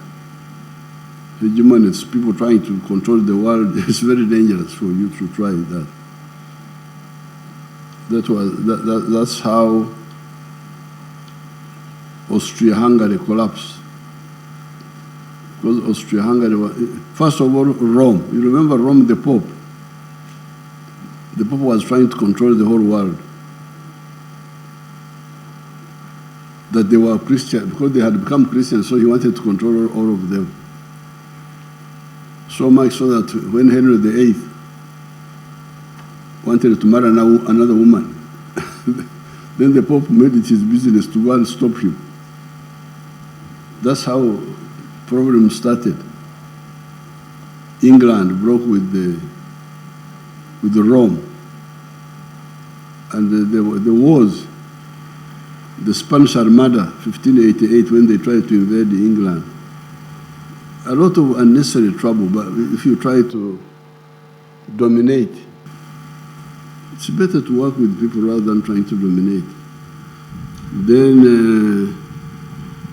after the Pope failed to dominate the Christian world, after so many wars, they caused a lot of wars. Then, when capitalism came, the French Revolution, 1789, there was a man called Metternich in Austria-Hungary. He was the chancellor who tried to exterminate capitalism, tried to invade France, and it ended up destroying the whole of the empire of Austria-Hungary. So multipolar is unstoppable. Can't stop it. You can't and you shouldn't even try. It's good. What they should aim at is win-win. Because I've been telling some people, why do you want, because like now, you're wonderful Africa. I don't know whether you have those computers which you go with, you don't work, you sleep. Me, I don't have any computer with me. Just keep them far away. Even the phones, I don't go with them. But for you, always with them. Stops you from thinking. But you can check. Your wonderful Africa, the GDP, I think now is like 3 trillion. The whole of Africa.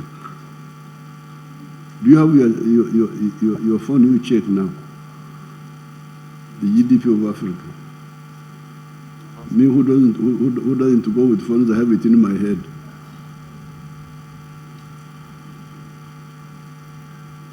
I think it's about 3-point-something trillion. 3.1 trillion. Imagine the whole of Africa. Obugagabo Africa yonna is 3.1 trillion. All the dancers in Pakachini, all the... Now you check the GDP of the United States. I think it's about 30 trillion. 30. Check the GDP of the United States. 31 trillion. 30.3. 30.6. 31 trillion. About 31 trillion. So imagine, people, United States is a quarter of Africa. Africa is 12 million square miles. United States is 3 million square miles. You can fit USA into Africa 4 times. It will fit there. We are 1.5 billion now. United States is 300 million. So, for them to have so much money when we are so much wealth. And what I've been telling these friends, of course, the problem is first of all us, you people, the influencers. Because the influencers, Bakatende, they're influencing people in the wrong direction.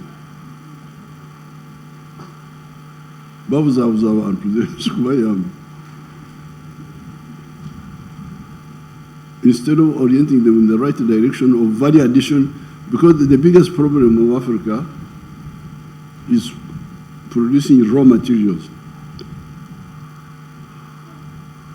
Losing value, hemorrhage,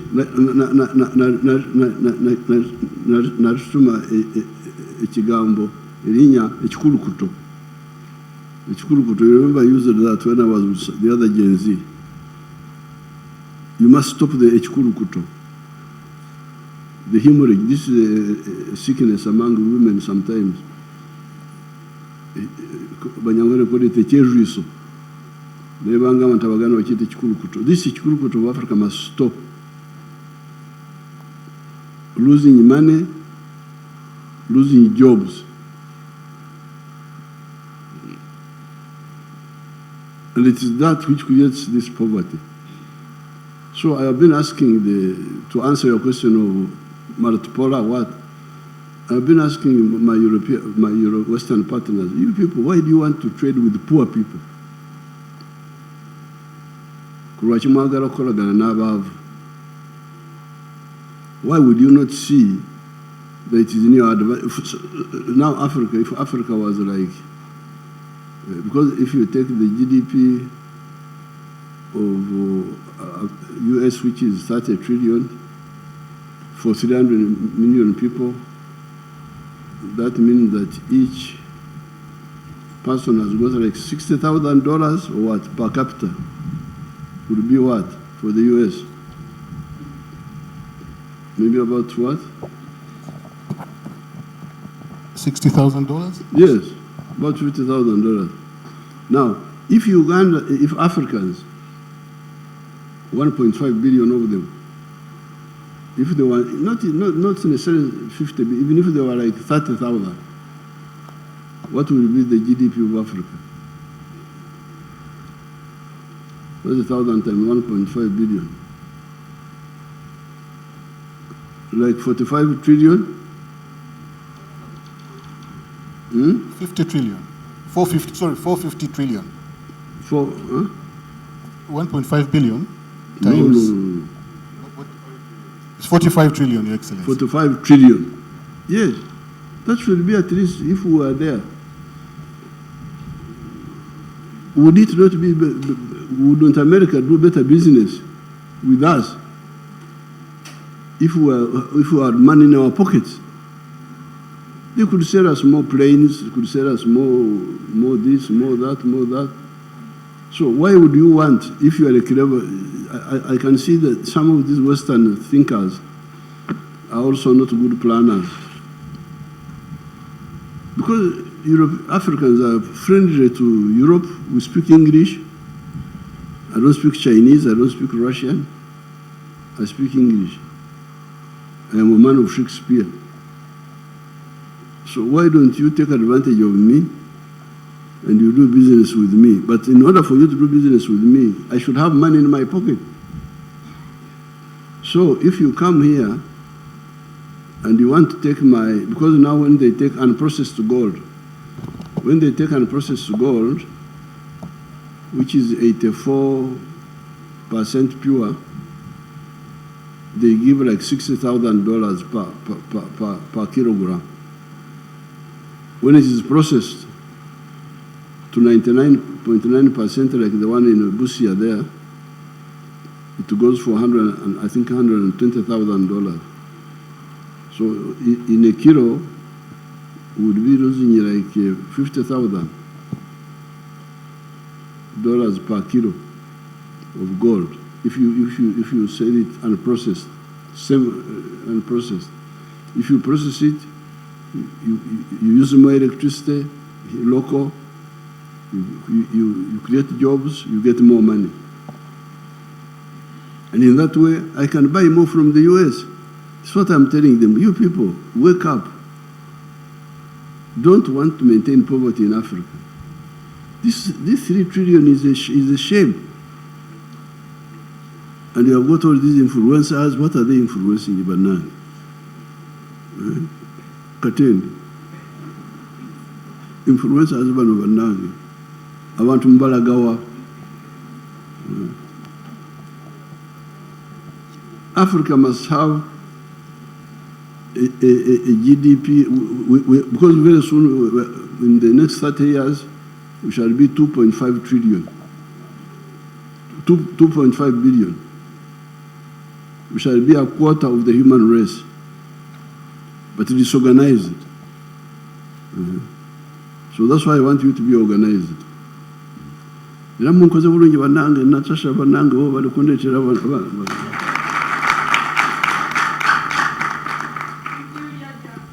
The bali benasinkana lwakitula Gen Z waliwo muzukulu wange Sandra is here actually. Sandra? She's here. She has a testimony. Oh, amatoke gaffe gatuusewa. Kwati omuzinda alindako.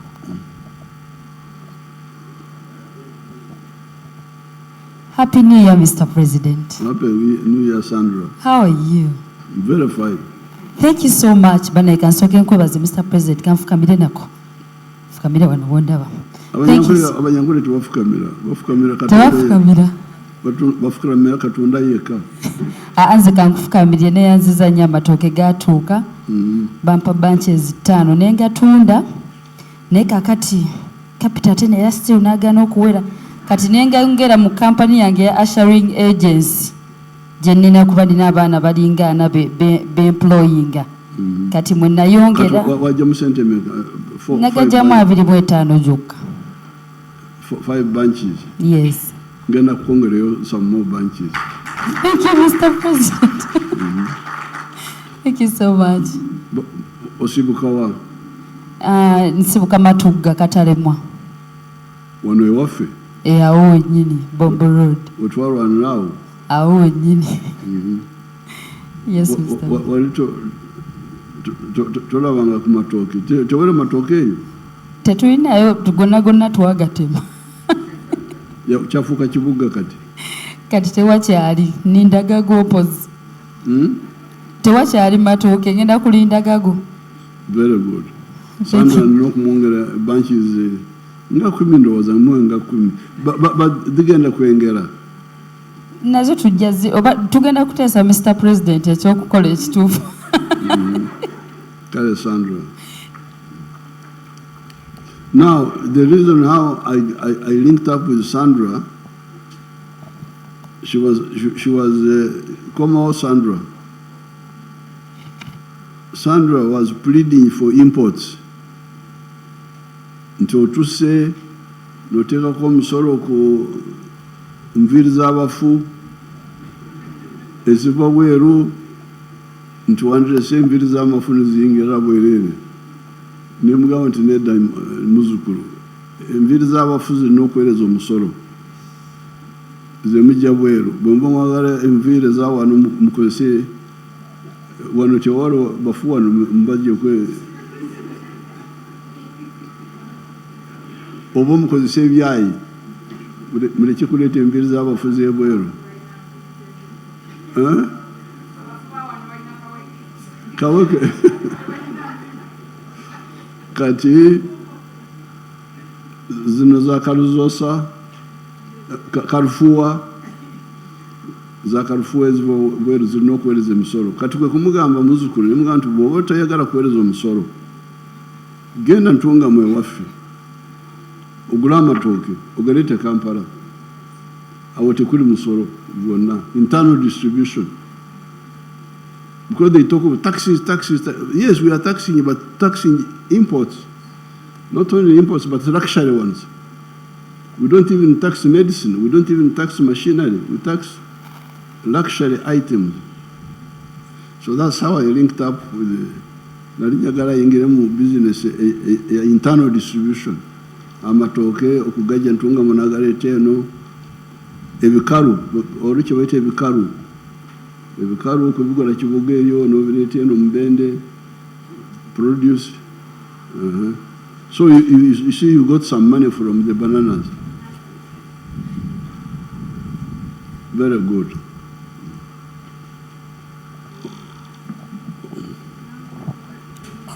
Your Excellency, to add on what you mentioned when Kasuku asked the question about digital, your government has done a lot. For instance, Mr. Kasuku was talking about digital employing the youth. Under business processing operations, BPOs, today 25,000 youth in Uganda are engaged in BPOs, working for companies outside Uganda while they are here in Uganda. And one of the enablers to that, and we are targeting 150,000 in the next Kisanja, for 25,000.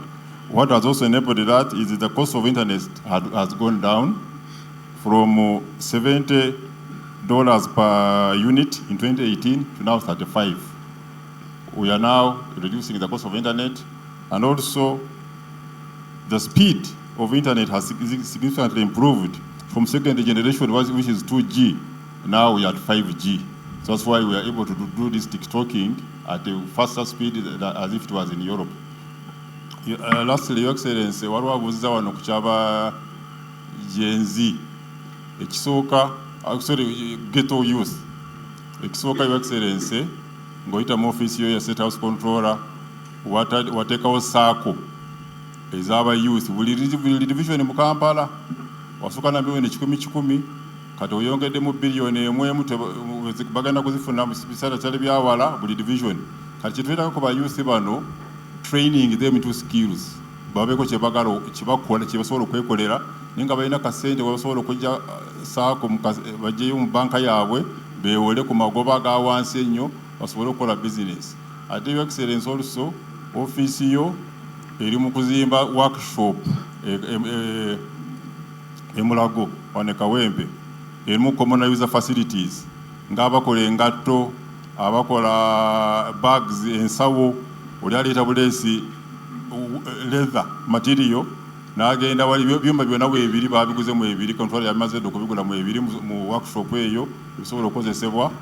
Abaagala okukola ebitabo tulina section y'ebitabo, tulina ey'engatto, tulina ey'ensawo, tulina abakola amasweta knitting, ebyuma ebikola goleeta wuuzi ne bakutungira wali n'ofuluma n'ensweta zo basobola okukola esweta nga 10 buli lunaku nga ez'enjawulo kala ez'enjawulo okusinziira ky'oyagala n'ebirala.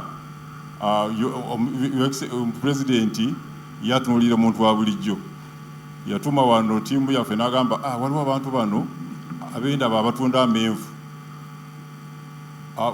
ku nguudo mu bibbo. Pulezidenti n'atutumayo ne tubasinkana n'abolezayo ka kapito $10,000 buli omu n'atuma waliwo abatoni, mumanya abatoninyira toninyira mukange abatunda emmere eyidde ekiro bantu nga 1,000 mu Kampala. Pulezidenti bonna yabatuukamu n'abaweerezaayo kapito $10,000 buli omu, $10,000 buli omu, ab'ebigaali $10,000 buli omu. Kati ofiisi ya controller era etuuse mu ba boda ebateereddewo looni ey'essente za wansi mu saako zaabwe. Kati ne boda ne ku PDM yennyini kituufu PDM erina okwakuliza bwe tugenda okujjamu for urban areas twabanze okubitegeera tugenda kubujjamu bo basobole okukola ebyenjawulo ebitali bya agriculture. Ate sente mu Kampala abakafuna mu PDM bali mitwalo ng'esatu, amaka mitwalo esatu, naye ne Wakiso mitwalo etaano. Naye zino wa Kampala ne Wakiso kati mu kisanja ekijja kubanga tugenda kuwangula. Sente tugenda kuzongeza zive ku milioni 10 buli mwezi, officially buli mwaka, zibire milioni 3 buli mwaka. Naye ate kwezi ebisatu 30% z'abavuuka. Kiba kitegeeza milioni 9 zijja kubeera z'abavuuka. Ate abavuuka bazifuna batya? Ku kakiiko ka ssaako y'omuluka, chairperson wa Youth Council w'omuluka ogwo abeera memba. Kitegeeza ba chairperson bafe ababavuuka balina okulwanira ensonga z'abavuuka balabe mbu bwe tubeera abagenda gaba ssente ezo abavuuka bawera enamba yaabwe 30% zigenda ku bavuuka. Webale nnyo Excellency.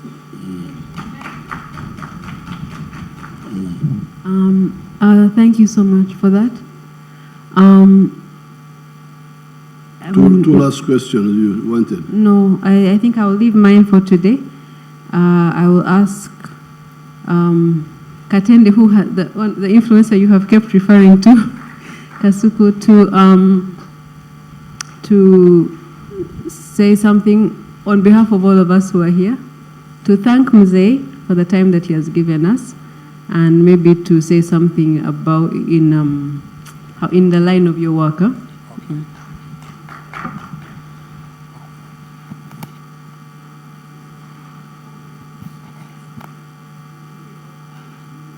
Thank you very much, Your Excellency. For starters, it's all these suits.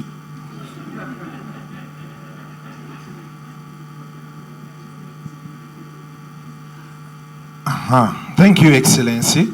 Thank you for the time you've given us to come here and have a chat with you. I know you have a very busy schedule, but you've taken time off to allow us to come here and have a few words with you. I'm a digital content creator, and yeah, you've said certain things about the internet and how it works, but I still feel if you allow, through Natasha, we want to engage you more with the digital content creators to make you understand our job. There are so many people who are employed through digital content creation. Maybe we can see how we try to explain to you what our job entails. How do we harmonize to bring it into most of the ideas you have about taking this country forward? Because most of the youth we are trying to talk to, the youth the government says right now are the biggest population, they are dealing with digital and digital content creation. And we really need the government to come and we work together to harmonize with us, to enhance with us, to support us in all the ways possible as to be part of the government's programs going forward. So I don't know if you could allow us, we get some time. You make proposals. You make proposals and bring them to Natasha. Thank you very much, Your Excellency. Finally, as before I give a vote of thanks, they always tell us when you go to visit your Jajja, they pack for you things, matoke, sweet potatoes and what. So the people told me as I came, they told me, don't forget to tell Jajja that we are here. He should pack for us some things, give you, and you bring, we enjoy. As the Jajja, I said, well, Luseke moving, Luseke coming. Said yes. So as a Jajja, I'll be waiting. You load me with the things for the bazukulu out there, and we go. I know you don't like dancing a lot, but man, we want to have a good time. So yes, we want to go out there and we enjoy ourselves here and there after we've seen our Jajja. Other than that, thank you very much for your time, and we hope you give us more of these engagements. May not be us necessarily all the time, but to those other people, because now we feel we are closer to you. I had never seen you one-on-one real time. So I used to say, hey, because growing up they told us, Museveni yali afuka kapa n'abulawo. So now I'm looking at the man, I'm like, wow, the guy is here. So it's a pleasure, and thank you, Natasha, for picking me out to represent all the other YouTubers out there. And I hope, like the president has asked, we are going to engage more with you, and you help us push the agenda. Mr. President, we are not bad people. We are only trying to do our jobs, to feed our families, and to see that we get better. So if we get into good books with you, I don't know who's told you people are misusing the internet, but well, those who are misusing it are few, and you can always curb them out. But the biggest part of us, we are really doing well on the internet. So thank you very much for your time, and we hope to see you again. Thank you. Okay.